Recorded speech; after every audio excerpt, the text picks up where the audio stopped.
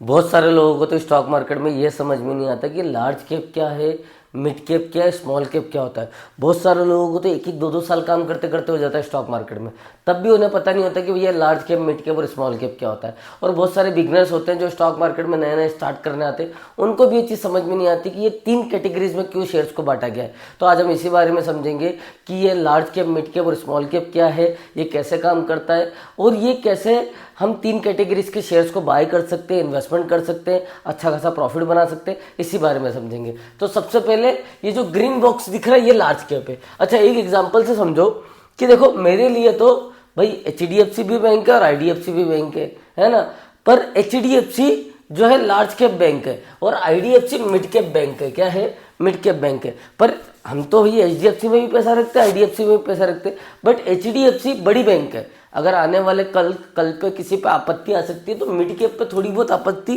5 या 10% की आ सकती है, पर लार्ज कैप पे कभी नहीं आएगी। मतलब HDFC बैंक पे कभी भी किसी चीज़ का प्रॉब्लम नहीं क्रिएट होगा। हाँ, स्मॉल कैप और मिड कैप पे भाई हाथ उठ सकते हैं, दिक्कतें आ सकती है, पर लार्ज कैप पे कभी भी चीज़ें नहीं होगी। तो यहीं से आप समझ सकते हो लार्ज कैप मतलब बड़ा फंड, बड़ा सारी चीज़ें। अच्छा, जो लार्ज कैप है वो 1 लाख करोड़ जो है 1 लाख करोड़ का कैपिटलाइजेशन कंपनी होती है। ठीक है, जो मिड कैप है वो 100 करोड़ के आसपास आती है और जो स्मॉल कैप है वो 5,000 करोड़ के आसपास आती है। ठीक है, तीनों का अलग अलग जो है मार्केट कैपिटलाइजेशन है ना। अब हम समझते हैं कि large cap, mid cap, small cap और एग्जांपल सीखो ट्रेड के साथ। तो मेरा नाम है आशुतोष चौहान, फाउंडर ऑफ सीखो ट्रेड। मैं पिछले 7 साल से स्टॉक मार्केट में ट्रेडिंग और इन्वेस्टमेंट सिखा रहा हूं और आज हम बात करेंगे कि ये 3 कैटेगरीज में स्टॉक्स कैसे काम करते हैं। अब हम आगे समझते हैं।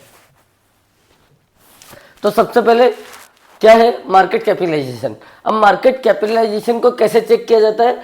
Current market price, number of shares, outstanding shares. ठीक है, मतलब भैया जो करंट मार्केट प्राइस है ना, उससे हम आउटस्टैंडिंग शेयर्स को कैलकुलेट कर देंगे तो कंपनी की वैल्यू पता चल जाएगी वो कौन से कैटेगरीज की कंपनी है। ठीक है, यहाँ पर भी वही लिखा हुआ है कि कंपनी का टोटल मार्केट वैल्यू है ना, फॉर्मूला है share price, total number of shares. ठीक है, तो कंपनी की क्या पता चल जाएगी कि भैया मार्केट कैपिटलाइजेशन, या हम कैटेगरी बोल सकते हैं कि भैया कैटेगरी कि वो कौन सी कैटेगरीज में आता है, स्मॉल कैप, लार्ज कैप या मिड कैप। ठीक है, इस बेसिस पे कंपनियों को 3 कैटेगरी में बांटा गया है। आगे समझते हैं आगे क्या है ना, लार्ज कैप। अब लार्ज कैप में कौन कौन सी कंपनीज आ रही है लार्ज कैप स्टॉक में?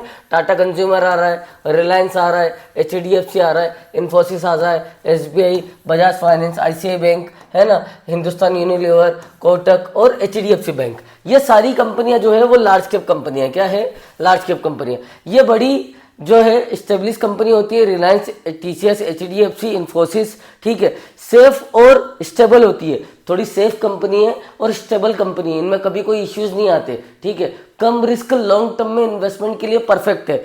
ठीक है, रिस्क थोड़ा कम है और लॉन्ग टर्म में इन्वेस्टमेंट के लिए परफेक्ट है, क्योंकि ये जो कंपनियों की हम बात कर रहे हैं इसी से हमारा इंडिया चल रहा है ना, यही कंपनी के बेस पर हमारा इंडिया चल रहा है ना। अगर ये कंपनी नहीं हो तो हमारे इंडिया में कोई दम नहीं है ना।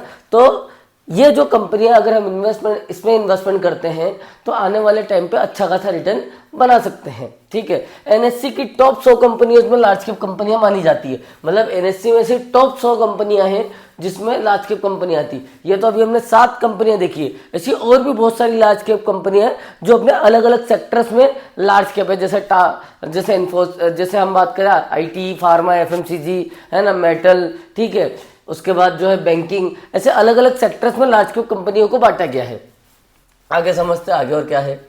ठीक है, mid cap. Mid cap stocks कौन से हैं भैया? जो हीरो है, IDFC बैंक है, अदानी विल्मर है, कैनरा बैंक है, ये सब है मिड कैप स्टॉक। भाई पेटीएम है, ये सब मिड कैप स्टॉक है। मतलब कि जो है थोड़ा सा लार्ज कैप से थोड़ा सा छोटा है ना, जिसमें हम मिड कैप में जो है अगर बात करें 100 करोड़ 200 करोड़ की कंपनियां होती है ये है ना, और इनकी भी, इनमें जैसे वोल्टास है, आदित्य बिरला है, टाटा पावर है।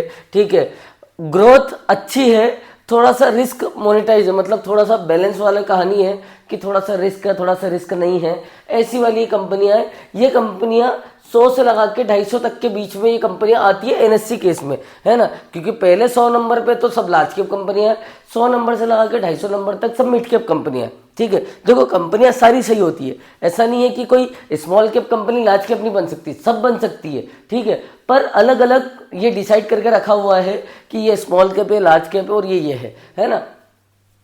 अभी हम बात करें तो जो है कि ये स्मॉल कैप कंपनियां हैं और ये सारी कंपनियों में जो है 100-200 करोड़ का मार्केट कैपिटलाइजेशन होता है और इसमें हम इन्वेस्टमेंट करके अच्छा खासा पैसा बना सकते हैं। इसके बाद अगला ऑप्शन आता है हमारा जो है स्मॉल कैप। अब स्मॉल कैप में कौन कौन सी कंपनियां आती है? जो सबसे छोटी कंपनियां होती है, जिसमें सबसे जो है छोटा जैसे 5,000 करोड़ छोटी कंपनी होती है, जिसमें हम थोड़ा सा ऐसा समझ सकते हैं कि भैया इन्वेस्टमेंट आज करा, क्या पता है कल कंपनी रहेगी भी या नहीं रहेगी, या हो सकता है कल ये कंपनी बर्बाद हो जाए। वैसे कोई भी कंपनी बर्बाद होने के लिए खड़ी नहीं होती, पर कुछ ऐसी चीज़ें हो जाती है जिसकी वजह से उस पर ऐसी चीज़ें हो जाती है जिसकी वजह से उसको डूबना पड़ जाता है। पर 100 में से एक कंपनी होती है, बाकी 99 कंपनी अच्छी चलती है। तो ये वो कंपनियां हैं जिसमें थोड़ा सा रिस्क होता है, पर इसका मतलब ये नहीं है कि ये कंपनियां खराब है, ये कंपनियां भी बढ़िया है, ठीक है। जैसे TTML है ना, उसके बाद हमारा राउंड मोबाइल है, ठीक है। इसमें हाई रिस्क हाई रिटर्न है, मतलब आप किसी चीज़ को 1 रुपये से खरीद के भाई 100 रुपये में बेच सकते हो, हाई रिस्क हाई रिटर्न है। अब आप एक चीज़ समझो, यहाँ मल्टीबैगर स्टॉक्स लोग ढूंढते हैं, मल्टीबैगर कि यार कोई मुझे 1-2 रुपये का स्टॉक मिल जाए जिसको मैं 100-200 रुपये में बेचूँ।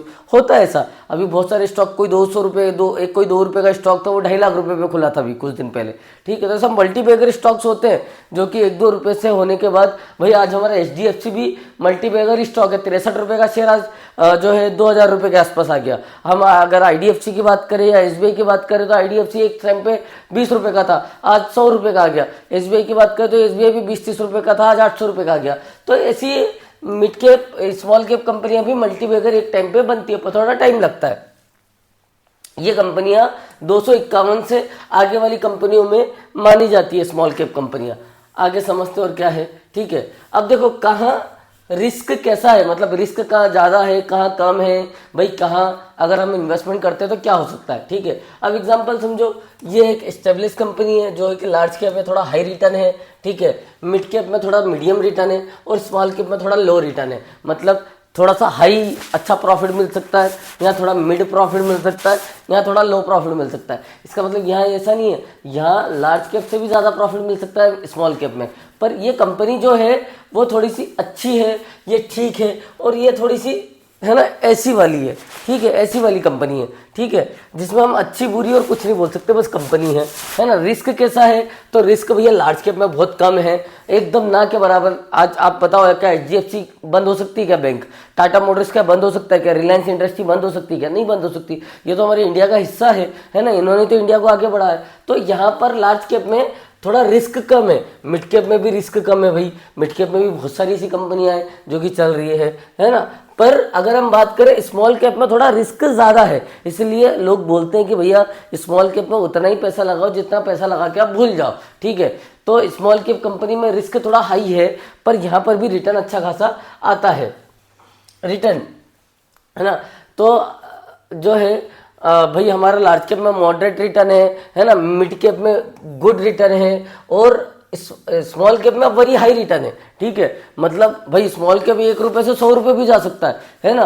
पर जो ये हमारा ये लार्ज कैप है ये भी जाता है, ऐसा नहीं कि ये 1,000 रुपये से 10,000 रुपये नहीं जाएगा, पर इसमें रिटर्न थोड़ा हाई है, मतलब बहुत तेजी से ग्रोथ होती है अगर होती है तो, ठीक है।